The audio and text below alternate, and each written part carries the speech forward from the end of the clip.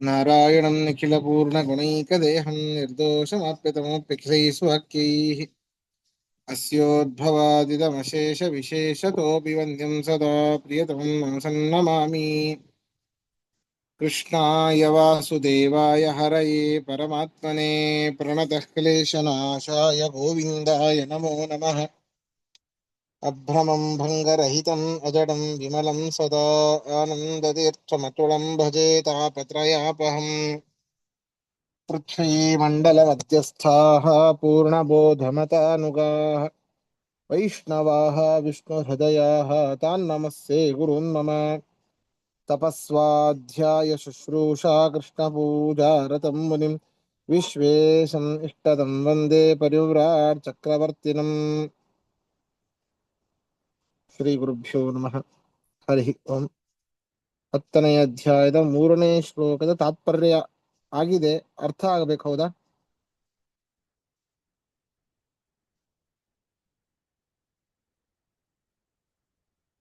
ಹೌದು ಆಚಾರ್ಯ. ಸರಿ ಸರಿ. ಹಾ, ನಮ್ಮ ಶ್ಲೋಕವನ್ನು ಓದೋಣ. ಯೋ ಮಾಮಜಮನಾದಿಂ ಚ ವೇತ್ತಿ ಲೋಕಮಹೇಶ್ವರಂ ಅಸಮ್ಮೂಢಃ ಸಮರ್ಥೇಷು ಸರ್ವಪಾಪೈಃ ಪ್ರಮುಚ್ಯತೆ.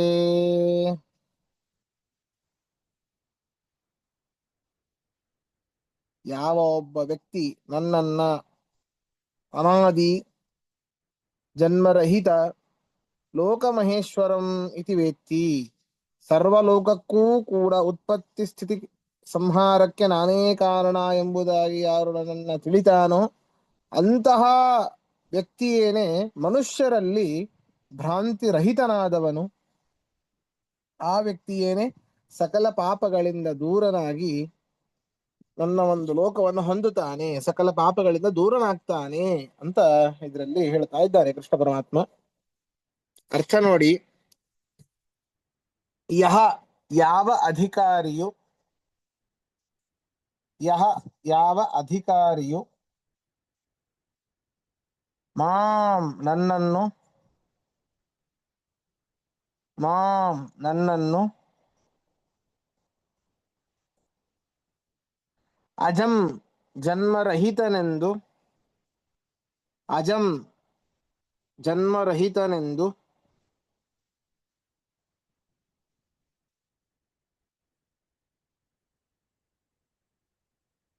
ಅನಾದಿಂ ಆದಿರಹಿತನೆಂದು, ಅನಾದಿಂ ಆದಿರಹಿತನೆಂದು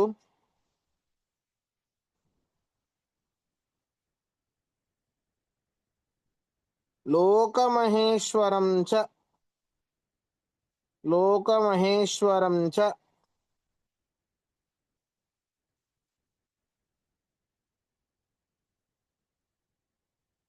ಜಗತ್ತಿಗೆ, ಜಗತ್ತಿಗೆ ಉತ್ಪತ್ತಿಯಾದಿಗಳಿಗೆ, ಜಗತ್ತಿನ ಅಂತ ಬರ್ಕೊಳ್ಳಿ, ಜಗತ್ತಿನ ಉತ್ಪತ್ತಿಯಾದಿಗಳಿಗೆ ಕಾರಣನೆಂದು, ಜಗತ್ತಿಗೆ ಜಗತ್ತಿನ ಉತ್ಪತ್ತಿಯಾದಿಗಳಿಗೆ ಕಾರಣನೆಂದು ವೇತ್ತಿ ತಿಳಿಯುತ್ತಾನೋ, ವೇತ್ತಿ ತಿಳಿದಿರುವನೋ, ವೇತ್ತಿ ತಿಳಿದಿರುವನೋ, ಸಹ ಅವನು, ಸಹ ಅವನು ಮರ್ತ್ಯಃ, ಕ್ಷಮಿಸಿ, ಮರ್ತ್ಯೇಷು, ಮರ್ತ್ಯೇಷು ಮನುಷ್ಯರ ಮಧ್ಯದಲ್ಲಿ, ಮನುಷ್ಯರ ಮಧ್ಯದಲ್ಲಿ ಅಸಮ್ಮೂಢ ಭ್ರಾಂತಿರಹಿತನೆನಿಸುವನು, ಅಸಮ್ಮೂಢ ಭ್ರಾಂತಿರಹಿತನೆನಿಸಿ, ಅಸಮ್ಮೂಢ ಭ್ರಾಂತಿರಹಿತನೆನಿಸಿ ಸರ್ವಪಾಪೈಹಿ ಎಲ್ಲಾ ಪಾಪಗಳಿಂದ ಸರ್ವ ಪಾಪೈಹಿ ಎಲ್ಲ ಪಾಪಗಳಿಂದ ಪ್ರಮುಚ್ಯತೆ ಬಿಡುಗಡೆ ಹೊಂದುತ್ತಾನೆ. ಪ್ರಮುಚ್ಯತೆ ಬಿಡುಗಡೆ ಹೊಂದುತ್ತಾನೆ. ಪ್ರಶ್ನೆ ಇದ್ರೆ ಕೇಳಿ.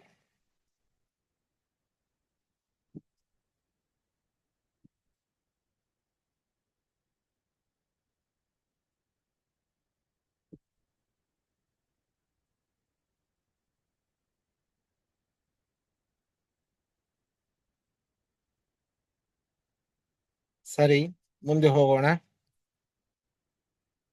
ಬುದ್ಧಿರ್ಜ್ಞಾನಮಸಮ್ಮೋಹಃ ಕ್ಷಮಾ ಸತ್ಯಂ ದಮಃ ಶಮಃ ಸುಖಂ ದುಃಖಂ ಭವೋ ಭಾವೋ ಭಯಂ ಚ ಭಯಮೇವ ಚ.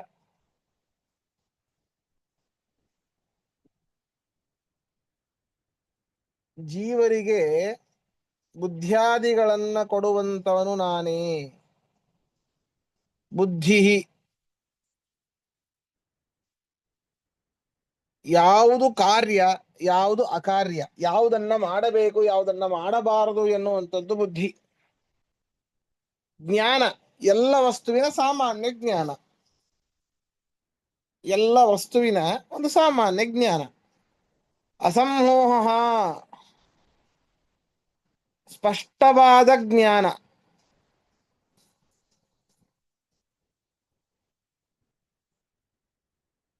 ಅಸಮ್ಮೋಹ ಯಾವುದು ಅನರ್ಹವಾದ ವಿಷಯದಲ್ಲಿ ಇಚ್ಛೆ ಉಂಟಾಗದೇ ಇರುವಂಥದ್ದು, ಯಾವುದೇ ಒಂದು ವಿಷಯದ ಬಗ್ಗೆ ಭ್ರಾಂತಿ ಬರದೇ ಇರುವಂಥದ್ದು ಅಸಮ್ಮೋಹ. ಕ್ಷಮಾ ಯಾರೇ ಏನೇ ಅಂದ್ರೂ ಕ್ಷಮಿಸಿ ಅವರಿಗೆ ಉಪಕಾರ ಮಾಡುವಂಥದ್ದು. ಸತ್ಯಂ ಸಜ್ಜನರಿಗೆ ಹಿತವಾಗಿ ನುಡಿಯುವಂತಹ ಮಾತುಗಳೇ ಸತ್ಯ. ದಮಃ ಇಂದ್ರಿಯ ನಿಗ್ರಹ. ದಮ ಅಂದ್ರೆ ಇಂದ್ರಿಯ ನಿಗ್ರಹ. ಯಾವುದನ್ನ ನೋಡಬೇಕೋ ಅದನ್ನು ಮಾತ್ರ ನೋಡೋದು, ಯಾವುದನ್ನ ತಿನ್ನಬೇಕೋ, ಯಾವುದನ್ನ ಕೇಳಬೇಕು, ಯಾವುದನ್ನ ಮುಟ್ಟಬೇಕು, ಯಾವುದನ್ನ ಆಘ್ರಾಣಿಸಬೇಕೋ ಅಂಥದ್ದನ್ನ ಮಾತ್ರ ಕೇಳುವಂಥದ್ದು, ನೋಡುವಂಥದ್ದು, ಅದನ್ನ ಮಾಡುವಂಥ, ಅದು ಇಂದ್ರಿಯ ನಿಗ್ರಹ.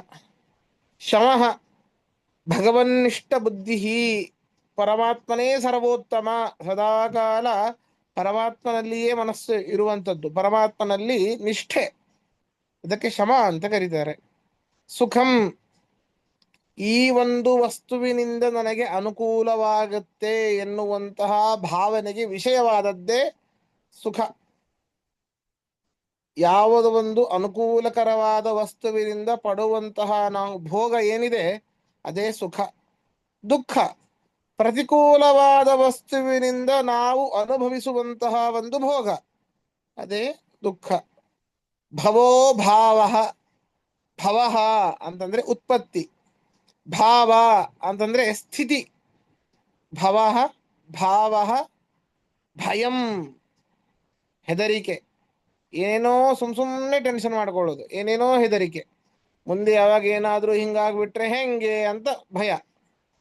ಅಷ್ಟೇ ಅಲ್ಲ, ಭಯಕೃತ್ ಭಯನಾಶನಃ. ಇಷ್ಟು ದಿವಸ ನಾವಲ್ಲಿ ಹೇಳ್ತೇವೆ ನಾವು, ಭಯಕೃತ್ ಭಯನಾಶನಃ.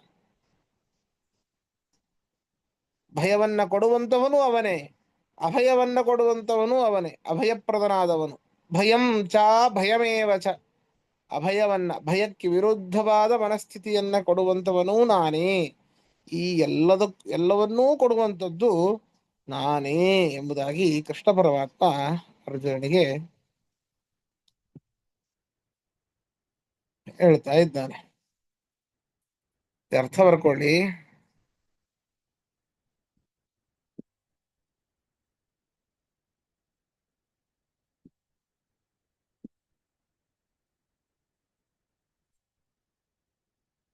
ಬುದ್ಧಿ ಕಾರ್ಯಾಕಾರ್ಯ ಕಾರ್ಯಾಕಾರ್ಯ ಎಂಬ ರೀತಿಯ ವಿವೇಕ ಜ್ಞಾನ.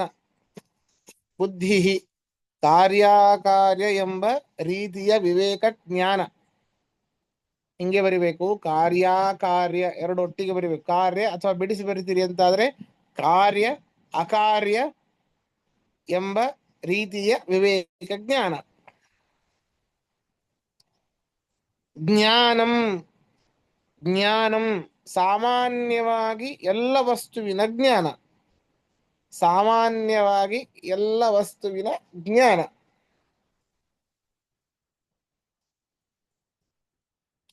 ಅಸಮ್ಮೋಹ ಭ್ರಾಂತಿ ಇಲ್ಲದಿರುವಿಕೆ. ಅಸಮ್ಮೋಹ ಭ್ರಾಂತಿ ಇಲ್ಲದಿರುವಿಕೆ.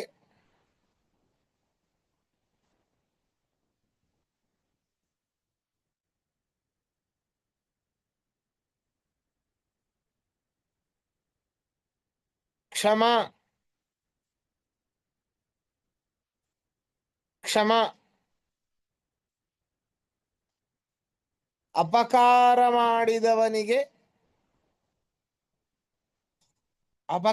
ಮಾಡಿದವನಿಗೆ ಅಪಕರಿಸದೇ ಇರುವ ಒಂದು ಸದ್ಗುಣ. ಅಪಕಾರ ಮಾಡಿದವನಿಗೆ ಅಪಕರಿಸದೇ ಇರುವ ಒಂದು ಸದ್ಗುಣ.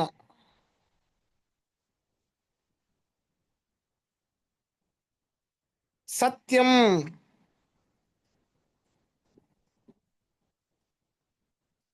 ಸತ್ಯಂ ಸರಿಯಾಗಿ ಅರಿತುಕೊಂಡು ಕಾರ್ಯದಲ್ಲಿ ಪ್ರವೃತ್ತಿ ಮಾಡುವುದು ಅಥವಾ ಮಾತನಾಡುವುದು.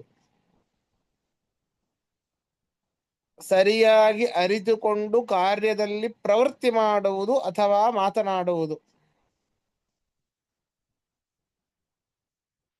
ದಮಃ ಇಂದ್ರಿಯಗಳ ನಿಗ್ರಹ. ದಮಃ ಇಂದ್ರಿಯಗಳ ನಿಗ್ರಹ.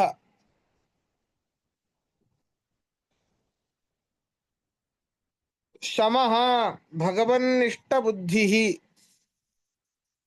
ಪರಮಾತ್ಮನಲ್ಲಿ ನಿಷ್ಠೆ ಅಂತ ಬರ್ಕೊಳ್ಳಿ, ಕ್ಷಮಿಸಿ. ಶಮಃ ಪರಮಾತ್ಮನಲ್ಲಿ ನಿಷ್ಠೆ.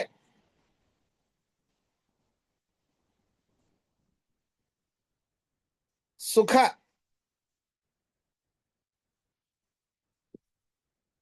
ಅನುಕೂಲಕರವಾದ ಒಂದು ವಿಷಯದ ಭೋಗ. ಅನುಕೂಲಕರವಾದ ಒಂದು ವಿಷಯದ ಭೋಗ. ದುಃಖ ತದ್ವಿರುದ್ಧವಾದದ್ದು. ಅನುಕೂಲಕರವಲ್ಲದ ಒಂದು ವಿಷಯದ ಭೋಗ. ಅನುಕೂಲಕರವಲ್ಲದ ಒಂದು ವಿಷಯದ ಭೋಗ. ಭವಃ ಉತ್ಪತ್ತಿ. ಭವಃ ಉತ್ಪತ್ತಿ. ಭಾವಃ ಸ್ಥಿತಿ. ಭಾವಃ ಸ್ಥಿತಿ. ಭಯ ಭಯಂ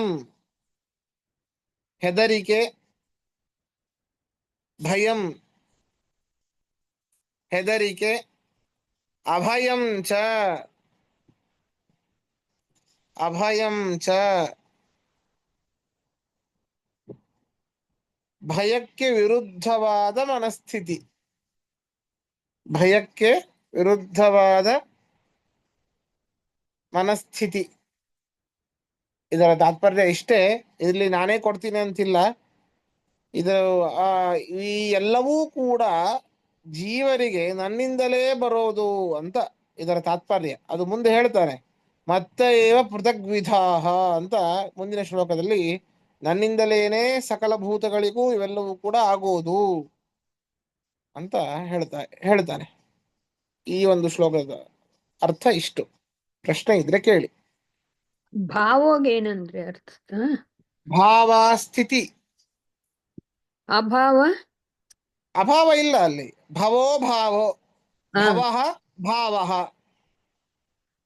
ಅಭಾವ ಇಲ್ಲ ಅಲ್ಲಿ. ಭವಕ್ಕೇನು? ಭವಕ್ಕೆ ಉತ್ಪತ್ತಿ.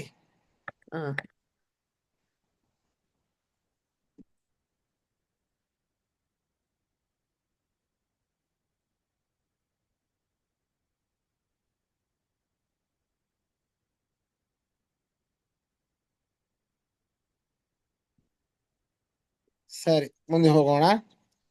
ಅಹಿಂಸಾ ಸಮತಾ ತುಷ್ಟಿ ತಪೋದಾನಂ ಯಶೋ ಯಶಃ ಭವಂತಿ ಭಾವಾ ಭೂತಾನಾಂ ಮತ್ತ ಏವ ಪೃಥಗ್ವಿಧಾಃ.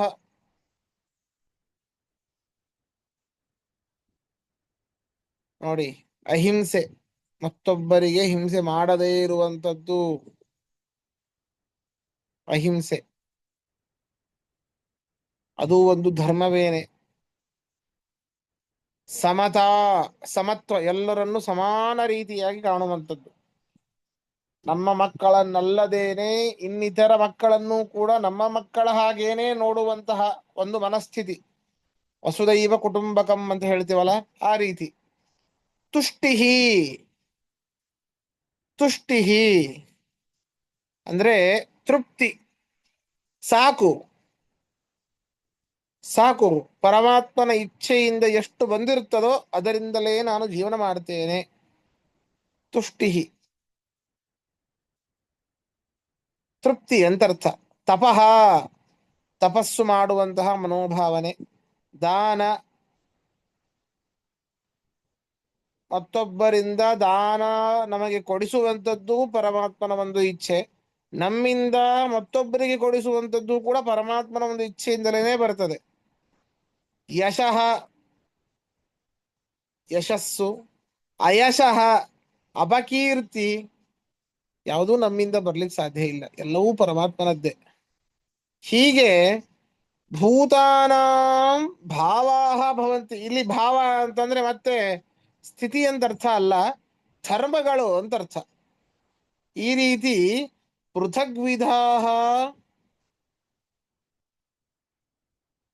ಭಾವಾಹ ಮತ್ತ ಏವ ಭವಂತಿ.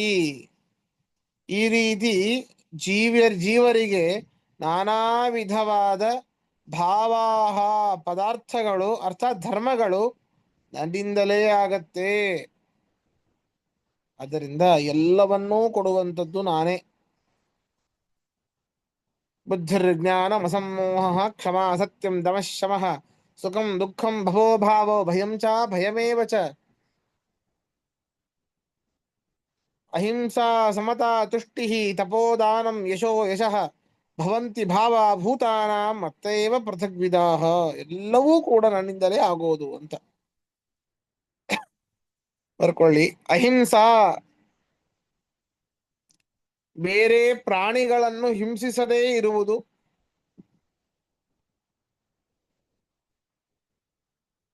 ಬೇರೆ ಪ್ರಾಣಿಗಳನ್ನು ಹಿಂಸಿಸದೇ ಇರುವುದು. ಸಮತಾ, ಸಮತಾ ಸುಖ ದುಃಖ ಮೊದಲಾದ, ಸುಖ ದುಃಖ ಮೊದಲಾದ ಪರಸ್ಪರ ವಿರುದ್ಧ ಸ್ಥಿತಿಗಳಲ್ಲಿ. ಸಮತಾ, ಸುಖ ದುಃಖ ಮೊದಲಾದ ಪರಸ್ಪರ ವಿರುದ್ಧ ಸ್ಥಿತಿಗಳಲ್ಲಿ. ಸುಖ ದುಃಖ ಮೊದಲಾದ ಪರಸ್ಪರ ವಿರುದ್ಧ ಸ್ಥಿತಿಗಳಲ್ಲಿ ವಿಕಾರ ಹೊಂದದೇ ಇರುವುದು. ವಿಕಾರ ಹೊಂದದೇ ಇರುವುದು.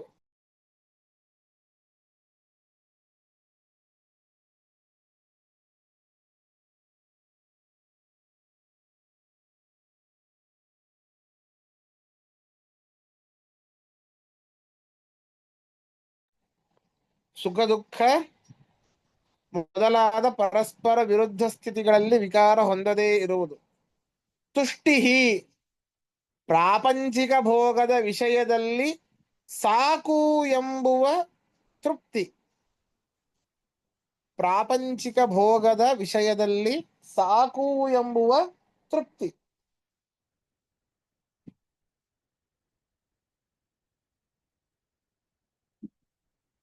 ತಪಃ, ಬ್ರಹ್ಮಚರ್ಯಾದಿ ತಪಸ್ಸು. ತಪಃ, ಬ್ರಹ್ಮಚರ್ಯಾದಿ ತಪಸ್ಸು.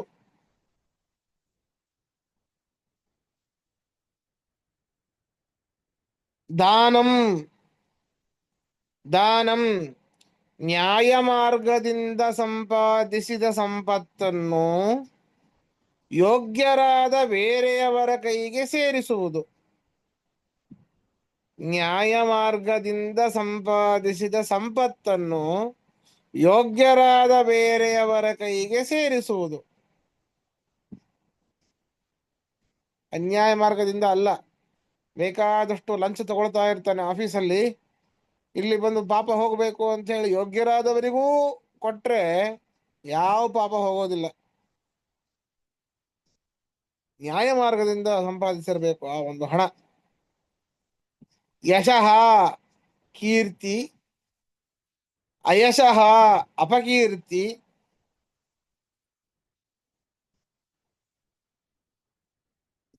ಅಯಶಃ ಅಪಕೀರ್ತಿ,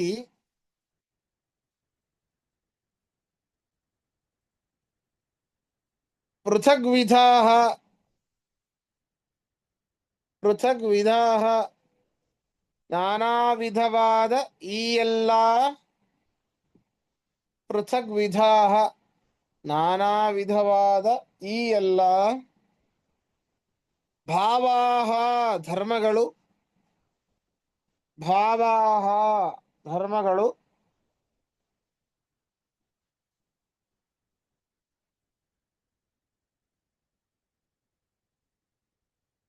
ಭಾವಾಃ ಧರ್ಮಗಳು ಭೂತಾನಾಂ ಪ್ರಾಣಿಗಳಿಗೆ, ಭೂತಾನಾಂ ಪ್ರಾಣಿಗಳಿಗೆ ಮತ್ತ ಏವ ಮತ್ತಃ ಏವ ಮತ್ತಃ ಏವ ನನ್ನಿಂದಲೇ,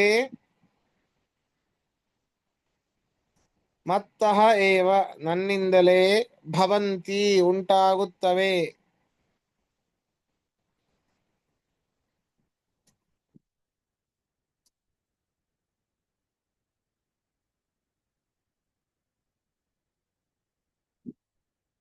ಭವಂತಿ ಉಂಟಾಗುತ್ತವೆ.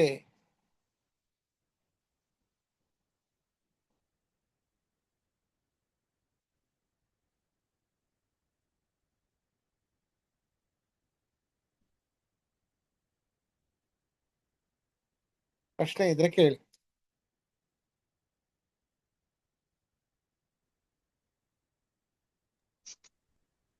ಪ್ರಶ್ನೆ ಏನಿಲ್ಲ, ಒಂದು ಜನರಲ್ ಆಗಿ ಕೇಳ್ತೀನಿ.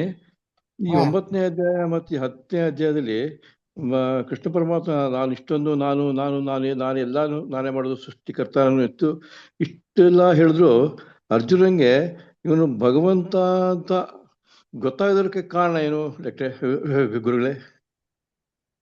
ಅರ್ಜುನನಿಗೆ ಇವನು ಭಗವಂತಾನೇ, ಸಾಕ್ಷಾತ್ ಭಗವಂತಾನೇ ಇವನು ಅಂತ ಯಾಕೆ ಗೊತ್ತಾಗ್ಲಿಲ್ಲ ಅಂತ. ಅಂದ್ರೆ ಅವನು ಹೇಳೋದಕ್ಕಿಂತ ಮುಂಚೆನೆ ಯಾಕೆ ಗೊತ್ತಾಗ್ಲಿಲ್ಲ ಅಂತ.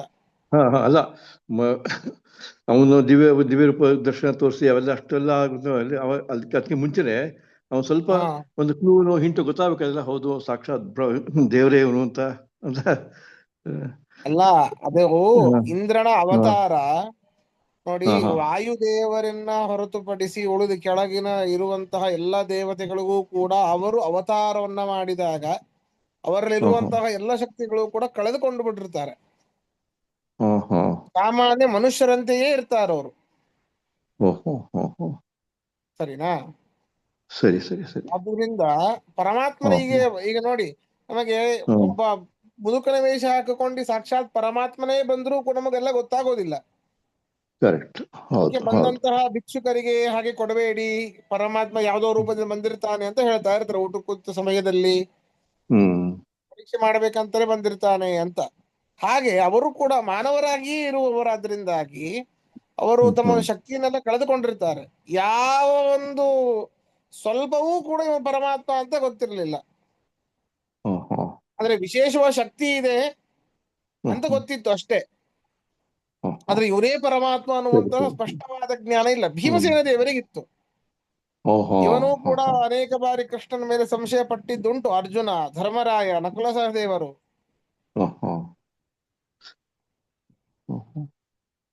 ಆದ್ದರಿಂದ ಅವ್ರಿಗೆ ಗೊತ್ತಾಗ್ಲಿಲ್ಲ ಅಷ್ಟೇ. ಸರಿ ಅಂದ್ರೆ ಅಂದ್ರೆ ಆಚಾರ್ಯ ಆ ಹಾ. ಸಭೆಯಲ್ಲಿ ಮೊದಲ್ ಪಾದ ಪೂಜೆ ಯಾರಿಗ್ ಮಾಡ್ಬೇಕು ಅಂದಾಗ ಭೀಷ್ಮಾಚಾರ್ಯರು ಕೃಷ್ಣನಿಗೆ ಆಗ್ಬೇಕು ಅಗ್ರ ಪೂಜೆ ಅಂತ ಹೇಳ್ತಾರಲ್ವಾ, ಆಗ ಅವ್ರಿಗೆ ಹೌದು, ಹೌದು. ಗೊತ್ತಿತ್ತು ಪರಮಾತ್ಮ ಅಂತ. ಆ ಶ್ರೇಷ್ಠ ಅಂತ ಗೊತ್ತಿತ್ತು, ಹೌದು. ಅಲ್ಲಿ ಏನು ನಮ್ಮ ಅಜ್ಜ ಹೇಳಿದ್ದಾರೆ ಆದ್ರಿಂದ ಮಾಡಬೇಕು ಅಂತ ಅಷ್ಟೇ ಅಲ್ಲಿರೋರು, ಹಾ ಸರಿನಾ. ಅದರಲ್ಲೂ ಶಿಶುಪಾಲಾದಿಗಳು ಮಹಾವ್ಯಕ್ತಿ ಅಂತ ಭೀಷ್ಮಾಚಾರ್ಯರಿಗೆ ಗೊತ್ತು. ಸರಿ, ಸಂಪೂರ್ಣವಾಗಿ ಇಂತಹ ಚರಾಚರ ಪ್ರಪಂಚಗಳಿಗೆ ಪ್ರಪಂಚಕ್ಕೆ ಉತ್ಪತ್ತಿ ಸ್ಥಿತಿ ಕಾರಣನಾದವನು ಇವನೇ ಎಂಬುದಾಗಿ ಸರಿಯಾಗಿ ಗೊತ್ತಿಲ್ಲ. ಈಗ ಹೇಗೆ ನಮಗೆಲ್ಲ ಒಂದು ಫ್ಯಾನಿನ ಬಗ್ಗೆ ಗೊತ್ತಿರ್ತದೆ, ಫ್ರಿಡ್ಜಿನ ಬಗ್ಗೆ ಗೊತ್ತಿರ್ತದೆ. ಅದು ಏನು ಆ ಫ್ರಿಡ್ಜ್ ಅಂತ ಹೇಳ್ತೇವೆ, ಫ್ಯಾನು ಅಂತ ಹೇಳ್ತೇವೆ. ಅದು ಹೇಗೆ ಮಾಡ್ತಾರೆ, ಅದ್ರಲ್ಲಿ ಏನೇನು ಹಾಕಿದ್ದಾರೆ ಅನ್ನೋದೆಲ್ಲ ಗೊತ್ತಿಲ್ಲ, ಅಷ್ಟು ವಿಶೇಷ ಜ್ಞಾನ ಸಂಪೂರ್ಣವಾಗಿ ಇಲ್ಲ. ಗೊತ್ತಿರೋದಿಲ್ಲ. ಹಾ, ಸಂಪೂರ್ಣವಾಗಿ ಯಾವ್ಯಾವ ಐಟಮ್ಸ್ ಅದ್ರಲ್ಲಿ ಬಳಸಿದ್ದಾರೆ, ಹೇಗ್ ಮಾಡಿದ್ದಾರೆ ಅಂತ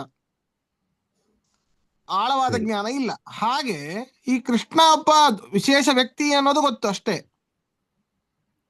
ಆದ್ರೆ ಯಾರಿವನು ಎಂಬುದ ಸಂಪೂರ್ಣ ಗೊತ್ತಿಲ್ಲ.